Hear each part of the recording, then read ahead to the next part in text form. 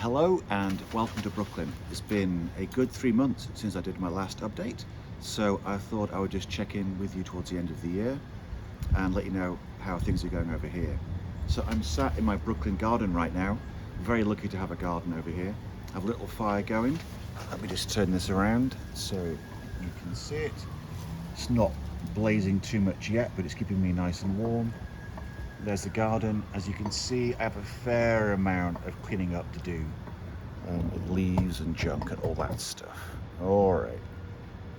So, the last video I did, I think, was just after I finished the Genesis engine and got my citizenship, which is great. Now that was 3 months ago. So what I did directly after that is I went to Las Vegas for the 20 Books Writers Convention, and it was a really interesting thing for me to do. I haven't been to one before, and when I went, I think the original idea was for me to go to a lot of lectures and courses about advertising and about writing, but then actually one of the first ones I went to was about creative burnout, and it was a bit of an eye-opener. It was like going to the doctor and finding out there's something wrong with you which you hadn't realized. Now, after the Genesis engine, I had started my next book, which was a direct continuation from that, but following the character John Risk, who'd been set up in the books. And I wrote about 10,000 words, which is like kind of the length of one of the novellas, probably kind of length of Pattern Spec or something like that. But it was hard work. The writing wasn't really flowing.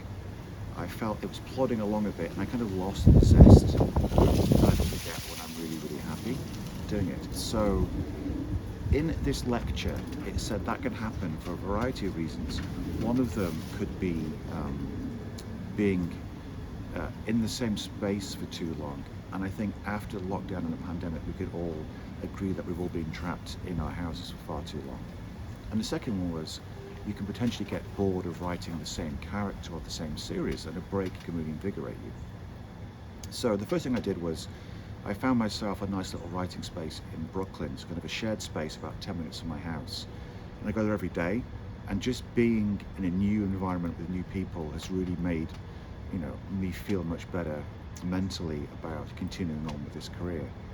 And the next thing I did was, I stopped the John Risk books and I started a new book.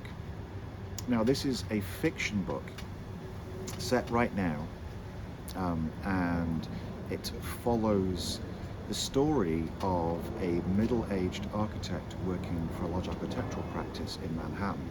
And I wonder where I got that idea from.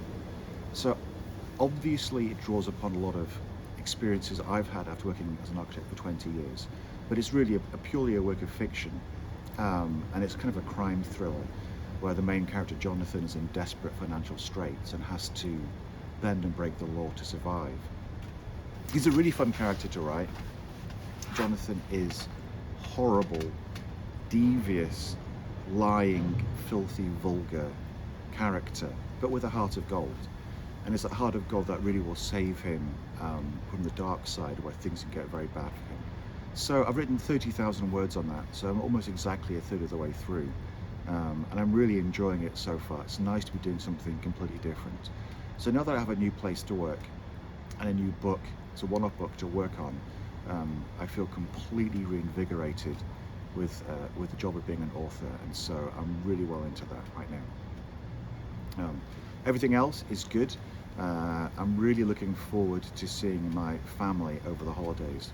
A lot of them I haven't seen for a couple of years. We have people coming in from Detroit and Long Island, and I'm going to see my brother in Boston. So I'm very positive and excited about the future. I know for a lot of people it's been a really difficult year, and COVID is still rampaging across the world. In New York, the infection rates are going up by 55% per day, day on day right now. So I really hope that you're safe, your family and loved ones are safe, and that you have a great end of year. Okay, I'll be in touch in January. Until then, have a fantastic time, look after yourself and tell your loved ones you love them.